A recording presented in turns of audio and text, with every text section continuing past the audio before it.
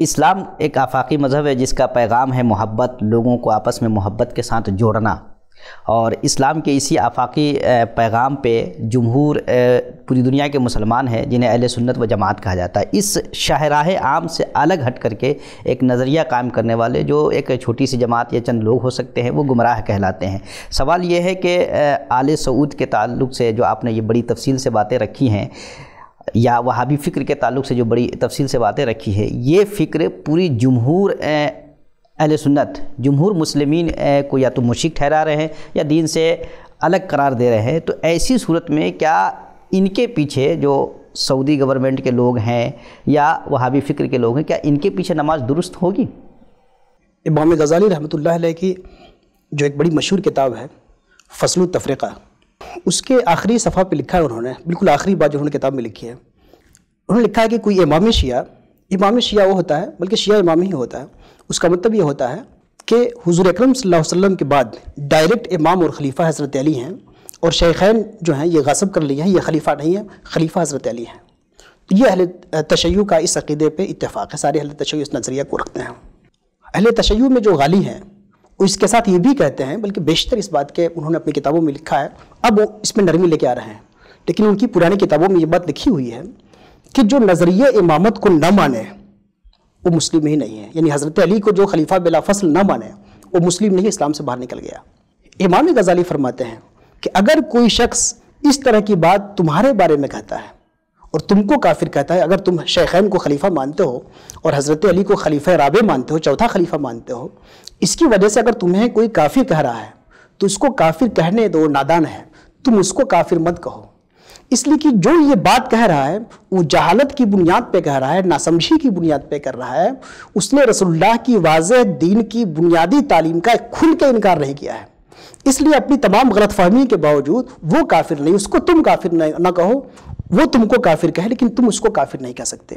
تم کسی کو کافر اسی وقت کہو گے کہ جب وہ دین کی کسی بنیادی عقیدے، توحید کا، رسالت کا، ختم رسالت کا، آخرت کا، روزے کا، نماز کا، اس طرح کی بنیادی باتوں کا کوئی کھل کے انکار کرے، تب اس کو کافر کہا جائے گا۔ لیکن اس نے کھل کر کوئی ایسا انکار کیا نہیں ہے، بلکہ نظریہ امامت کو سمجھنے میں اس نے خطا کی ہے، تو وہ خطا کار ہے، کافر نہیں ہے۔ تو ایک چیز تو یہ کہ اگر ہمیں کوئی اپنی جہالت سے کافر کہہ رہا ہے تو کافر نہیں ہوگا، وہ مبتدع ہوگا، وہ گمراہ ہوگا۔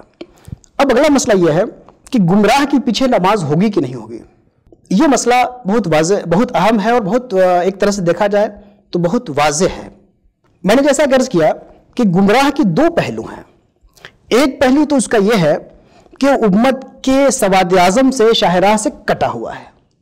تو اب وہ خطرے میں ہے، اس کے پیچھے کون جائے۔ دوسرا اس کا پہلو یہ ہے کہ لا کٹا رہے، وہ المسلمون میں شامل ہے، اور المسلمون کا جسد واحد، تمام مسلمان ایک جسم کی طرح ہیں، وہ بھی جسم اسلام کا ایک حصہ ہے، تو بہرحال وہ مسلمان ہے۔ دوسرا پہلو ہے نماز کی اقتداء کا جو مسئلہ ہے وہ بڑا نازک مسئلہ ہے، لیکن آپ جانتے ہیں کہ تمام فقہ کی تمام کتابوں میں امام کی جو شرائط لکھے ہیں ان شرائط میں یہ لکھا ہے کہ امام مسلمان ہو۔ کسی بھی کتاب میں یہ نہیں لکھا ہے کہ امامت کی شرائط میں سے یہ ہے کہ وہ اہل سنت ہو، سنی ہو۔ تو امام بننے کی شرط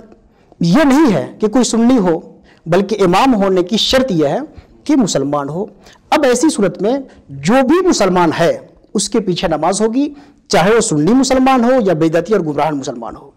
لیکن ایک دوسرا مرحلہ یہ ہے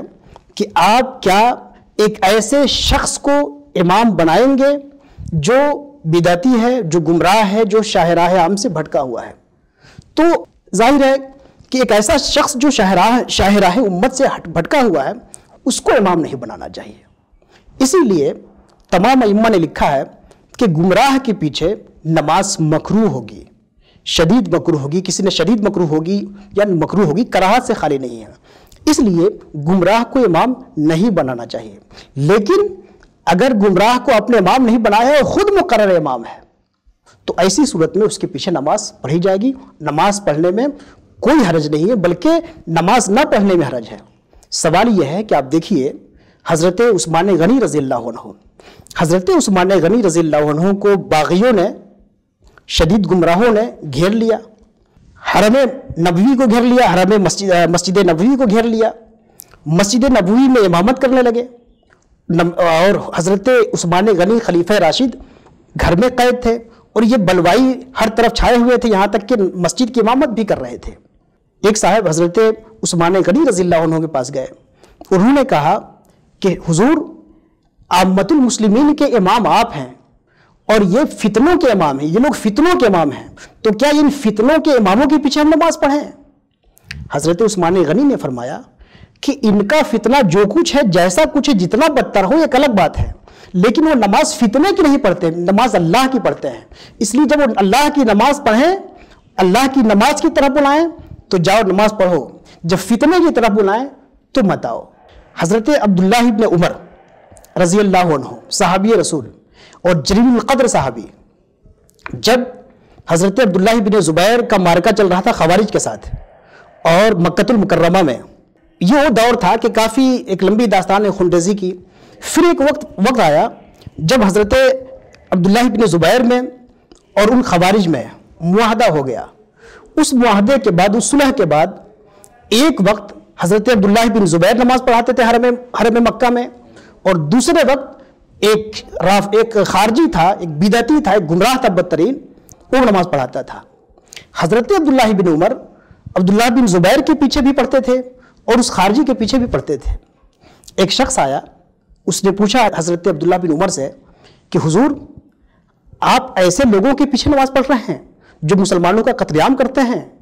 آپ کیا کام کر رہے ہیں؟ آپ ان کے پیچھے نماز پڑھنی چاہیے، یہ مسلمانوں کے قاتل ہیں اور حرم کی توہین کرنے والے ہیں، کیا ان کے پیچھے نماز پڑھی جائے گی؟ حضرت عبداللہ بن عمر نے فرمایا جب یہ کہتے ہیں حی علی الصلاح، حی علی الفلاح، نماز کی طرف آؤ، کامیابی کی طرف آؤ، تو میں ان کی آواز پہ جاتا ہوں اور نماز پڑھتا ہوں۔ جب وہ کہتے ہیں حی علی الفتنہ، حی علی قتل المسلمین، جب وہ ہمیں مسلمانوں کے قتل کی طرف بلاتے ہیں تو میں نہیں جاتا ہوں، اس لیے ان کا فتنہ ان کے ساتھ ہے، لیکن میں ان کی اطاعت جو کرتا ہوں وہ نماز کی اطاعت کرتا ہوں، اور نماز اللہ کی پڑھتے ہیں۔ اس کے علاوہ حجاج بن یوسف جو بدترین فاسق، بدترین ظالم، بدترین بدعتی تھا، مختار ثقفی جو بدترین گمراہ تھا، ان لوگوں کے پیچھے اس عہد میں صحابہ اور تابعین نمازیں پڑھتے تھے، اور کہیں یہ نہیں ہے کہ وہ نماز دہراتے بھی ہوں، تو نماز پڑھتے تھے اور دہراتے بھی نہیں تھے۔ اس لیے اہل بدعت اور اہل فسق اپنی تمام بدعات کے باوجود، اپنی تمام فسق کے باوجود بہرحال مسلم ہے، اور نماز کی شرطوں میں سے اسلام ہے، یہ شرط پائی جا رہی ہے، لہذا اقتداء درست ہے۔ البتہ جہاں آپ کو اختیار ہے، اپنے اختیار سے کسی گمراہ کو امام نہ بنائیے، جہاں پہ آپ کا اختیار ہو، جہاں آپ کا پاور ہو، آپ اہل سنت کو امام بنائیے، اور اپنے اختیار کے باوجود کسی بدعتی کو امام بنا رہے ہیں، یہ ناجائز عمل ہے، یہ ایسا نہیں ہونا چاہیے۔ تو گویا کی باتیں دو ہوئی، ایک ہے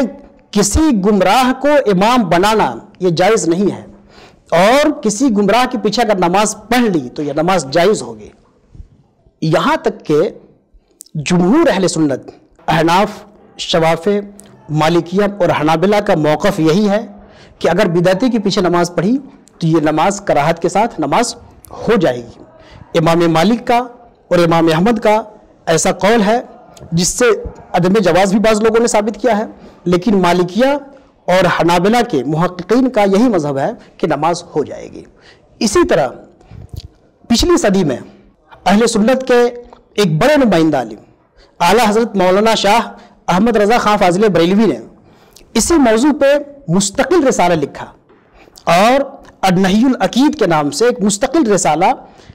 وہابیہ اور غیر مقلدین کی اقتداء کے حوالے سے لکھا۔ اس میں کہیں بھی یہ نہیں لکھا کہ اگر ان کے پیچھے نماز پڑھی تو نماز نہیں ہوگی۔ ہاں یہ ضرور کہا ہے کہ بعض علماء نے یہ کہا ہے کہ نماز نہیں ہوگی، لیکن اس کو انہوں نے اپنا موقف نہیں بنایا ہے۔ انہوں نے یہی کہا ہے کہ اگر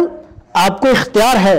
اور اختیار ہوتے ہوئے کسی کو آپ نے امام بنایا تو آپ نے ایک ناجائز کام کیا، آپ نے ایک مکروہ کام کیا، لیکن جہاں پہ اختیار نہیں ہے وہاں یہ نہیں کہا کہ اگر اختیار آپ کو امام بنانے پہ نہیں ہے وہاں بھی آپ کی نماز نہیں ہوگی،